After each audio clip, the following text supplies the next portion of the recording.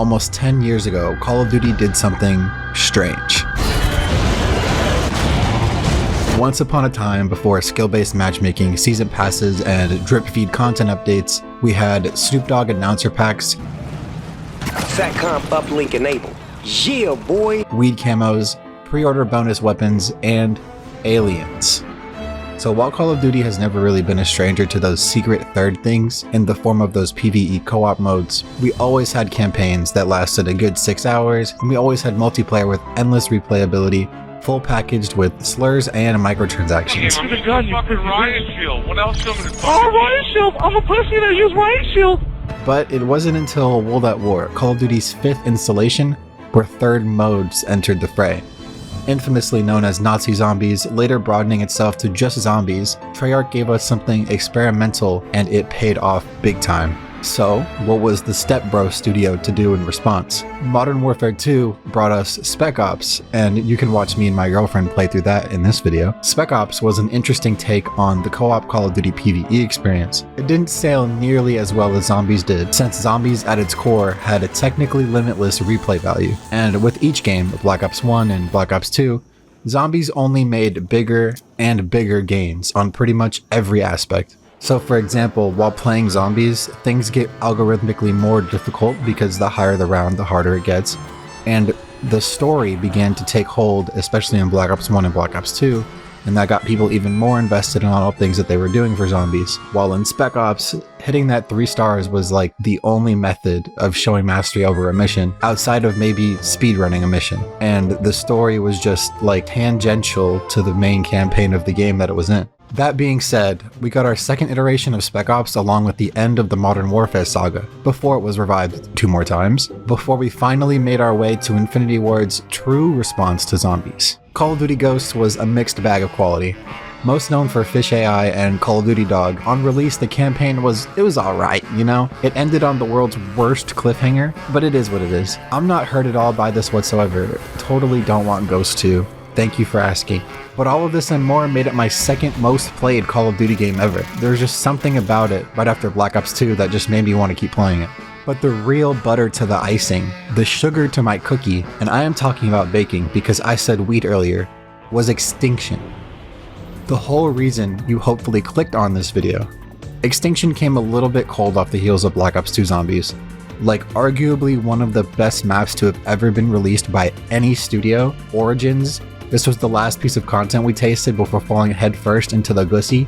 The reason the landing was a bit harsh was because Extinction shipped with only one singular map at base, and it being the flagship title on the new and, at the time, next-gen consoles for Call of Duty, the Xbox One and the PS4, it felt kind of dry when we had Black Ops 2 packed in with Transit, which was a big open map that had 4 maps within it, and we also had Nuketown Zombies as well. Don't get me wrong here, the community reception on Transit when it came out was also very mixed and mostly negative at the time, but the rest of the game was phenomenal. You know, we kind of gave Treyarch a pass as the life cycle went on. But Ghosts, man, people did not like Point of Contact that much. And me personally, I was always a grinder. I was never off the sticks. And Point of Contact having more of like an objective goal, a clear path to take, and an endpoint to its design felt more compelling to me than infinitely training zombies at the time.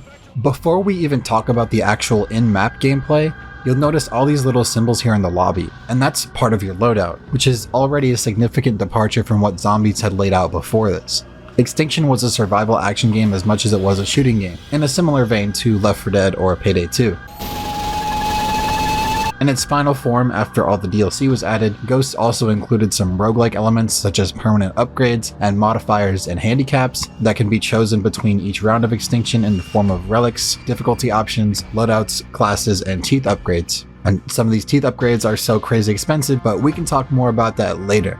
In the loadout section, you can pick from one of 4 classes: the weapon specialist, the engineer, the medic, and the tank. It's basically a Team Fortress 2 clone at this point, and it's not even hiding it. I'll be honest with you, my parents, do not care. These classes provide unique and interesting benefits for both the player and the wider team as a whole. The tank and the medic are more supportive roles, and the weapon specialist is a frontliner, and the engineer is usually a backliner. And then you can pick between the starting pistol and your 4 additional pieces of gear that can aid you along the way. The gear usually takes the form of kill streaks or tools necessary for offensive and defensive play. These loadout choices would bring in-game skill trees with them that you would level up in the middle of a match. The choices you make offer the most variance between play styles, between matches, and most importantly between you and your teammates. Ghosts also offered some features baked into the engine with the individualized player customization, unique rewards from Extinction like titles, emblems, and character models, and it also offered some really good solo experience play and an even better experience for 2, 3, and up to 4 players. This was unlike Zombies, where most of the maps were best experienced with 4 players and only 4 players. Not to say Zombies isn't playable otherwise, it is just objectively better with 4 players on most Zombies maps. And I got to build all that information just from the UI alone. Are we having fun yet? No. The real question is, how does it all actually work in game? For starters, going back to that base map of Point of Contact, it's extremely straightforward and lays down the foundations for the rest of the maps to build a house on. Vector 1, take this drill and destroy any hives on your way to the crater. Arm that nuke, pull us back here. The story goes something like this. Thanks to the events of the campaign, orbital strikes have accidentally unearthed something in Colorado, and it's got some anomalous behaviors. And before we know it, aliens just start spewing out of it. We don't know who or why or how, but in true American fashion, our first instinct is just blow it up with a nuke to prevent further outbreaks of this alien colonization. So in a team of 1 to 4, you are given a drill to break through the alien hives and make your way to ground zero, trigger the nuke launch, and get the fuck out of there. Easy enough. Legalize nuclear bombs. Swag Messiah.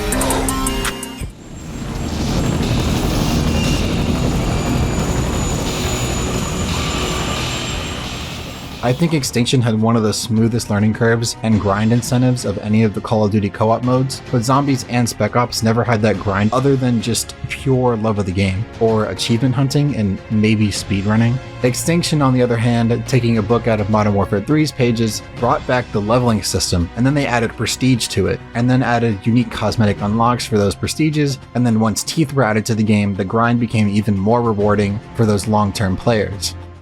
The release of the first Ghosts DLC brought an Extinction map called Nightfall, and at the writing of this script, I haven't even beat this map at all yet, not way back then, and not until I replayed it again for this video did I actually beat it. Back then I remember it being very difficult to get through, but I was also like 14, and Call of Duty was the only game I played, so I didn't even know what it meant to have a boss fight in a game with guns. Not only is there a boss fight, but it's also where we start getting some of the more refined rogue elements, such as weapon lockers that give you access to already decked out guns, as well as areas that can be scavenged, but only after breaking the hive that's in front of it. So for example, inside the weapons factory itself that Nightfall is based on, it has the weapon Venom X right in the middle of it. And the earlier you unlock it, the better you'll fare against the toughest enemies. So it's up to the players to find out which set of hives should take priority over the other hives to reach the high level equipment faster. This was Extinction's versions of the wonder weapons that Zombies had, and it was a really strong area of effect poison weapon.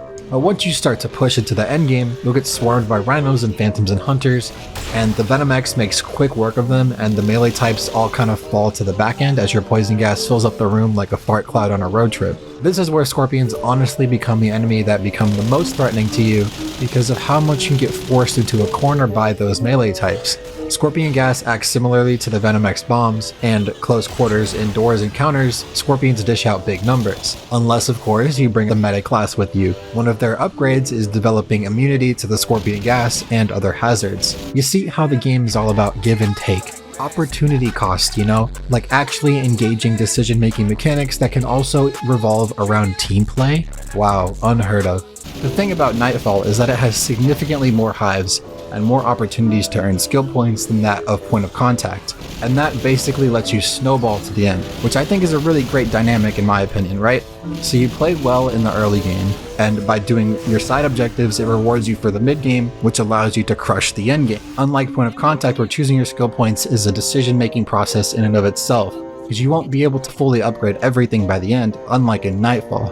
And finally, to circle back around again, For the first time in any of the co-op modes for Call of Duty, we get our first boss fight ever. And this guy is what usually ends up bringing a run to its bitter end. But going back now,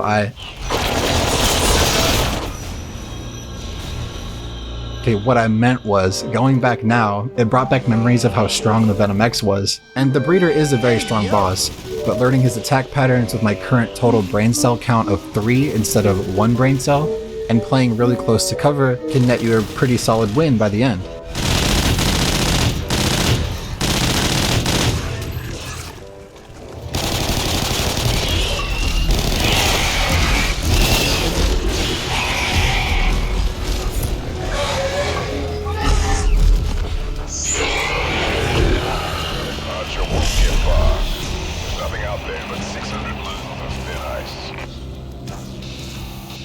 As far as the story goes, Nightfall and all of the DLC following have a video prologue that you can watch, and intel you can collect throughout the level that essentially break down the story of Samantha Cross. She is a scientist and language expert who was working on the Nightfall base, trying to decipher the language of the cryptids, as well as doing anatomical and biological research on them. But her contact with a lot of the cryptid artifacts and language exposed her to essentially a mind virus that allowed the cryptid leaders to lead humanity slowly but surely to their extinction through Cross. She was kidnapped by some British dude during the events of the Nightfall mission. His name is David Archer. Killing the Breeder reveals an ending where Cross's kidnapper is shown a vision of Cross herself leading humanity to its extinction while she's being experimented on by Archer. In another part of the vision, they see a cavern on Earth where the aliens have established a landing. Cross was taken aboard a floating research station because of her mind virus. The research being done will lead Archer and his squad towards the leaders that are controlling her. Suspecting this, the leaders release the Kraken, and Stormbreaker is now under siege by the cryptids. Our next map is about our mission to clean up what's left of it. Mayday released in May of 2014. And it was the first map I was able to beat by myself way back in the day, and was the map that solidified my love for Extinction the most. Mayday was like a real good sequel, more of the same, but better of the same if that makes sense. So let's see how the average run would look. Tip 1, this is Godfather. We have a Category 3 cryptid outbreak in progress aboard that ship. Your objective is to rescue a double agent holed up somewhere inside. Hinging on the add-ons that Nightfall brought, there was a new alien type in Mayday called the Cedar, a variant of the Scorpion that shoots poison like it, but it also plants fungus-like turrets that shoot burst fire at you. Okay, hear me out. Mayday also came with new types of Venom X craftables. On top of the original Poison Cloud version, there was the Amethyst variant, the Venom SX. That plants allied alien turrets that the Cedar uses, and they fight for you. They add some pretty good supporting fire for most of the map, but they really suck ass on the boss. Oh my god. Mayday also brought back some new Bible weapons like the Ripper, the absolutely bananas AR SMG hybrid. They also added traps and craftables like the Hypno Trap, the Tesla Trap, pipe bombs, and sticky flares. There were optional hives that could be unlocked depending on choice, which usually spawned some high-powered aliens and unlocked some extra search areas or weapon schematics for crafting. So as Mayday plays out, we're doing the classic Extinction loop, shoot aliens, plant drills, and we even have a sort of distanced defense section where the drill has to ride on this little golf cart and destroy Hive, while your only window to defend sits high above. Eventually, we learn that the British dude Archer believes humanity is going to lose to the cryptids if we don't stop Samantha Cross and kill her. He wants to hit her with the classic Perseus vs Medusa, a classic head and shoulder removal. Good old guillotining, epic style if you catch what I'm saying. Making a deal with General Castle, our commander, we form a weak allegiance with him out of mutual aid, right? We pull up to Cross's interrogation chamber where we try to fill it with chlorine fucking gas to suffocate her. Eventually, we fail to stop the Kraken from capturing her first, but fortunately, this is my favorite boss in all of the Extinction content. The Kraken fight is interesting because not only is this fight totally stolen from Slide 3, it's got a very easy to recognize telegraphed attack pattern and it's easy to understand mechanics, but piling on avoiding the Kraken's attacks while fighting waves of swarming enemies, while trying to manage the ability economy to keep your ammo and armor count up while fighting during the floor's lava attack, it can get pretty dicey, where even on normal difficulty I took a few downs during this fight. But it feels good to eventually manage that flow and overcome the fight in the end. Definitely the more players you bring along with you, the better you'll face against the Kraken.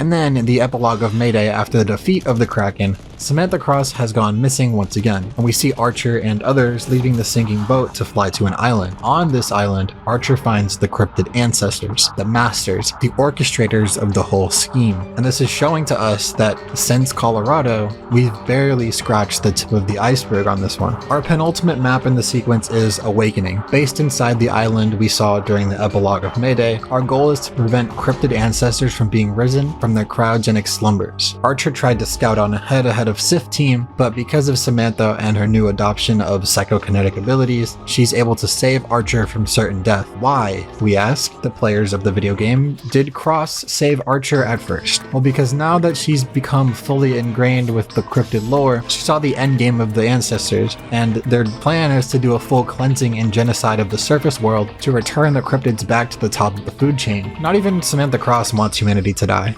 Just David Archer she wants dead, really. Which, fair enough, right? You know, tortured and everything. So Archer gets help from Cross to build a machine dubbed the Cortex. Using a piece of the brain of an ancestor, we can siphon a bioelectric energy that releases a pulse that kills any cryptids within the radius of the pulse. Pretty cool.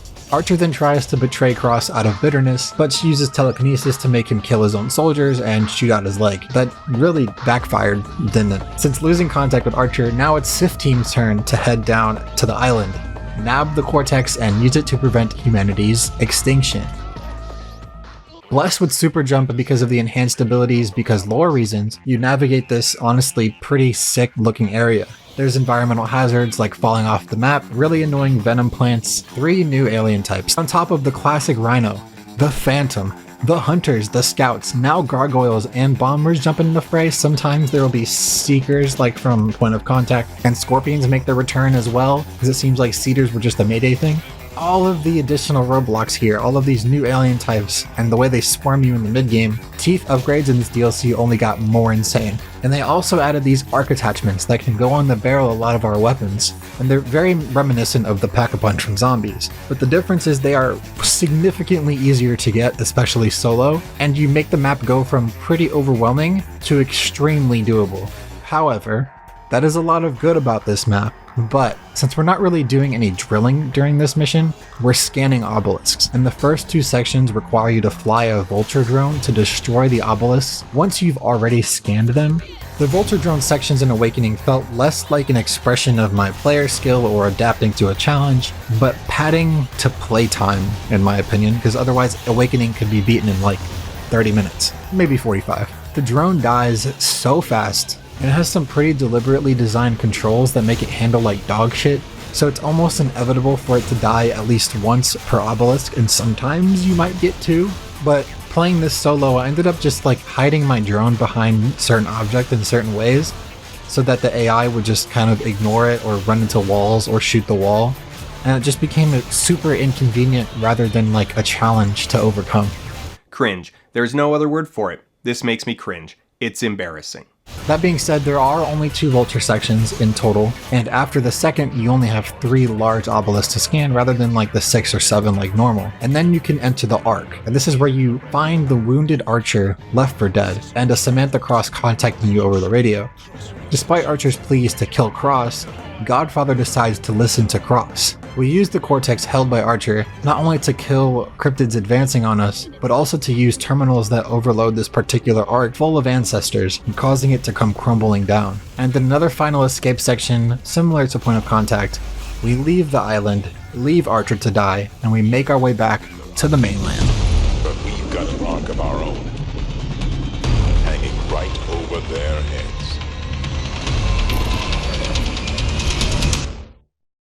Little do we know that the ancestors under attack by us on the island have notified all other colonies to begin the resurfacing efforts. Colonies around the globe have begun rising from the ground, destroying humanity. Samantha Cross is being transported separately from Godfather and Sif and is then mentally controlled by the ancestors one last time to try and destroy the Cortex, the one thing that could save humanity from the cryptids. She's almost executed before being defended by cryptids, and as far as we know, she goes missing with the Cortex.